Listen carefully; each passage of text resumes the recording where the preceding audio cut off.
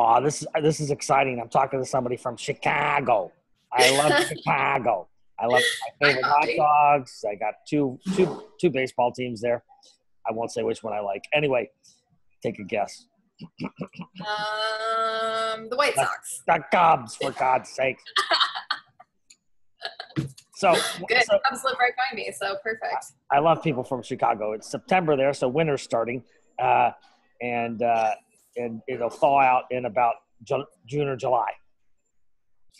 Yeah, we get about 1 week of summer. It rains the whole summer. Then we get 1 week of nice weather, and then it's winter. Well, cool. Well, what did you want to talk about? Well, I wanted to talk about why people love you so much. Oh, and wait a second. People don't love me. Now you're buttering up to the bear. You didn't have to butter up to the bear. They don't. Some people, well, they like me, I think.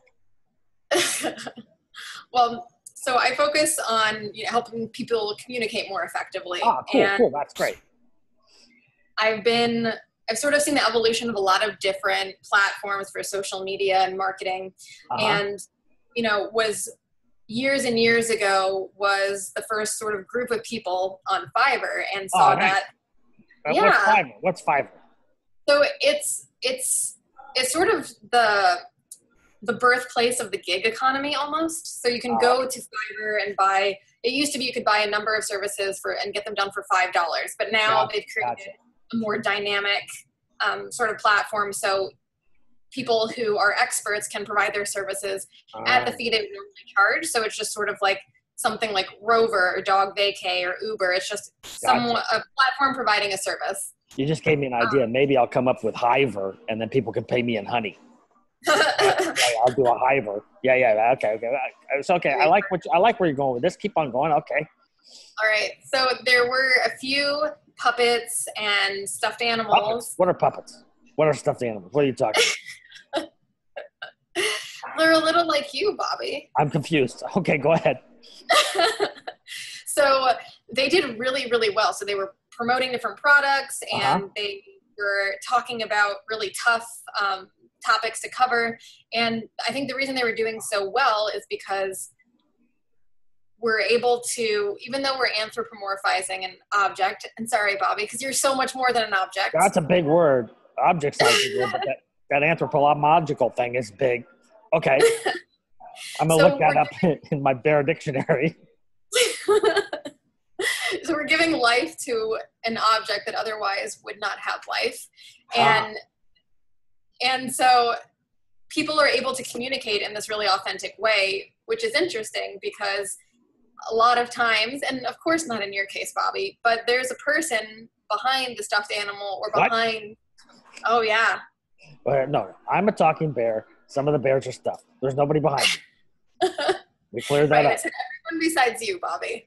I have a personal assistant. His name is Roger. That's it. That is what I have heard. But some of these animals don't have a personal assistant. They actually have someone who's pulling the strings. Well, that's not good. I know. That's like a control thing then. Yeah, some of these people are control freaks. That's not good. So then people are able to communicate in this really authentic way because even though they're speaking to this, object or stuffed animal or puppet, they judgment. And so they're able to have these more serious conversations, which is counterintuitive. That makes sense because then they're not scared. They're not afraid they're going to be judged. Yeah. See, exactly. In my original talk with a friend of mine, Chantel, I said I felt if people talked to the bear that they could do anything, and she made fun of me. And now she's not making fun of me. She apologized. So yeah, yes. I think you're right. I think talking to the bear is easier than talking to a human. It is, and I think if you look at the psychology behind it, the less fear and the less anxiety involved, the better you can communicate. So it's sort of giving people context.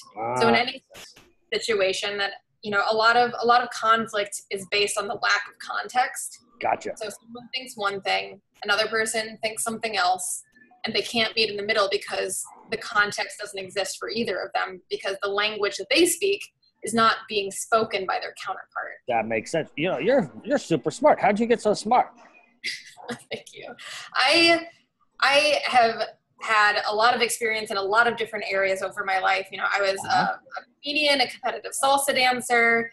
I was planning on going to medical school.